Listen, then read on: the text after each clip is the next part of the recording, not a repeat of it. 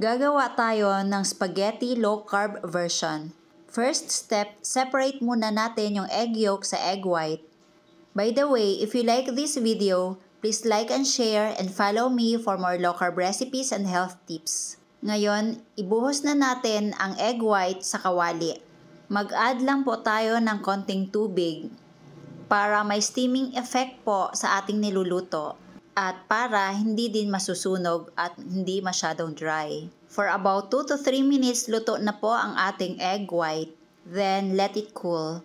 Ngayon, gagawa naman tayo ng ating spaghetti sauce. Naggisa lang po ako ng konting bawang at sibuyas kasi konti lang naman po yung gagawin ko. Then, add ground beef or ground pork, depende po sa inyo. Maglagay ng pepper and salt. And Cheddar's green dahan, organic cocoa aminos, desired amount of tomato paste, and all-purpose cream. Haluin lang ng maigi hanggang maging well-incorporated ang mga ingredients natin. Then add Cheddar's green dahan pure erythritol. Pero kung ayaw nyo po ng matamis, pwede din naman po skip lang ito. Ngayon, cut na po natin ang egg white into pasta shape, size, and length. Ang list of ingredients ay nasa last part ng video na ito.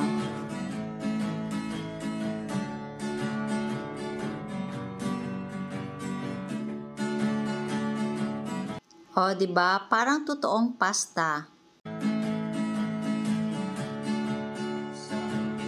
Ngayon, ilagay na natin ang ating spaghetti sauce. Pwede din lagyan ng cheese, pwede din po wala. Depende lang po sa inyo.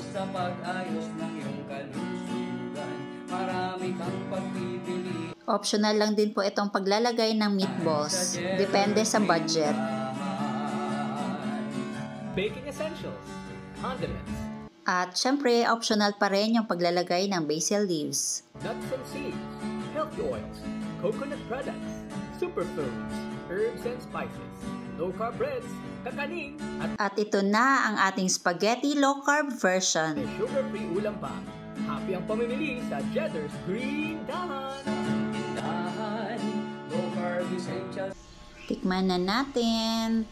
O, diba? Ang tibay. Sino ba naman magsasabi na hindi ito totoong pasta?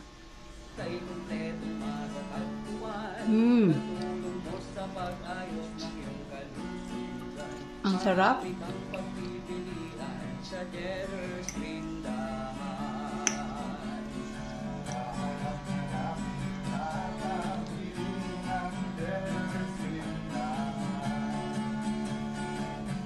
Para talaga siyang totoong spaghetti. Oh.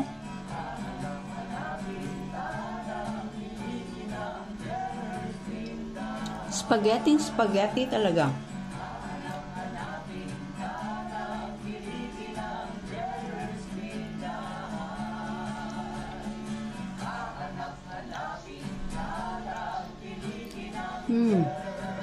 Ang sarap.